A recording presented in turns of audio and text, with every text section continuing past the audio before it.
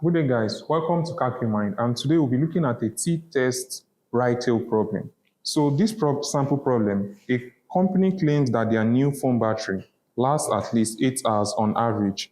You test and get a sample mean x bar, which is equal to 8.5 hours, sample standard deviation s, which is equal to 1 hour. Test at level of significance 0.05, whether the true average life is greater than 8 hours. So now, how do we know whether this is a right-tail problem? From the problem, they were looking at whether we should test whether the average life is greater than 8 hours. So now we are going to test whether it's greater than the set threshold, which is the null hypothesis, which is 8 hours.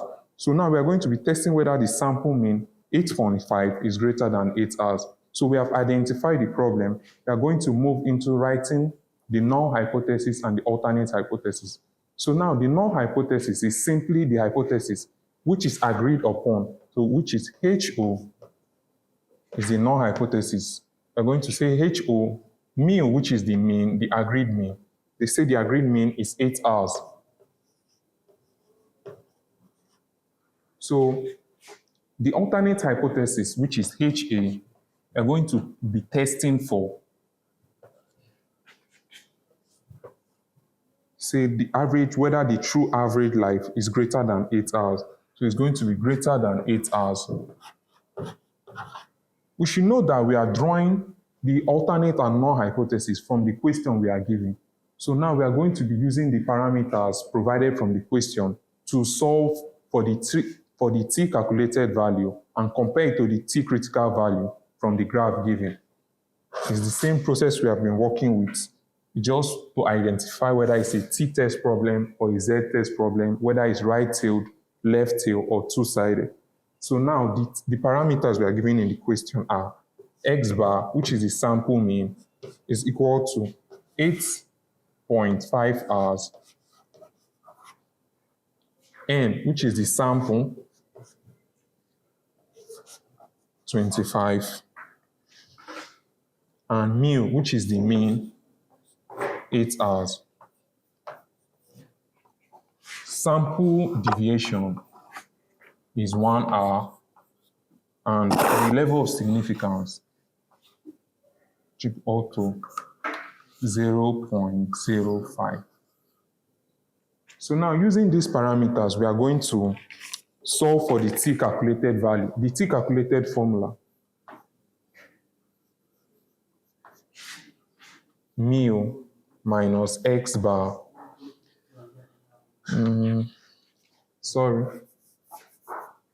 x bar minus mu is divided by the standard error, which is this. You should note that for a t-test problem, we are presented with S. How do you know that it's a t-test problem? Whereby they give you the sample deviation instead of the population deviation, and the sample size is usually less than 30. So now we are going to impute all the parameters.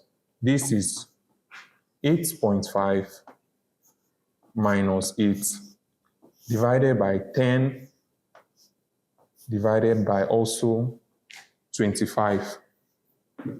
So this will be 0.5,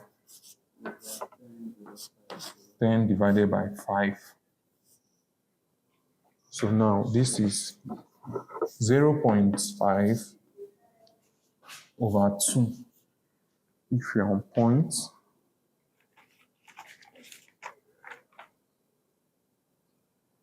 so we are presented with our t calculated value is equal to 2.5. Okay, our sample deviation is 10, is 1 instead of 10. So this is 1 over 5, which is 0.2.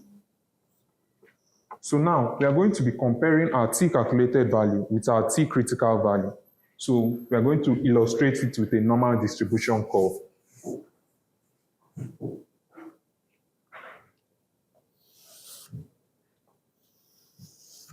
This is a right-tail problem, and this is a normal distribution curve.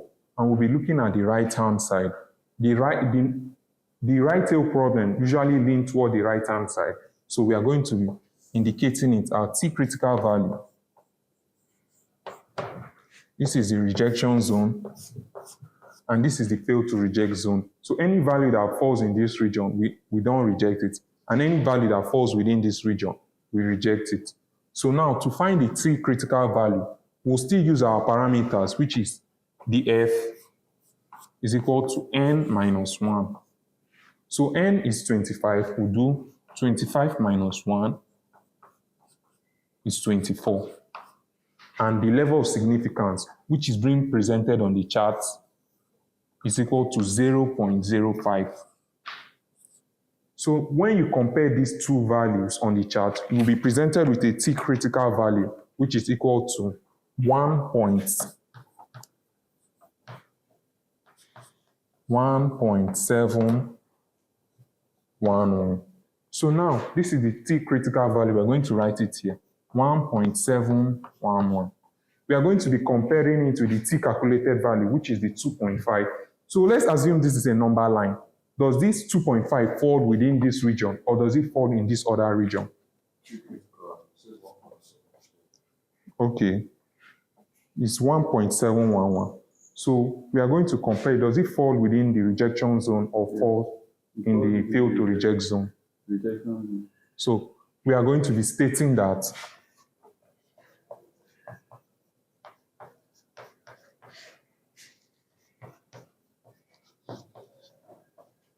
reject the alternate hypothesis.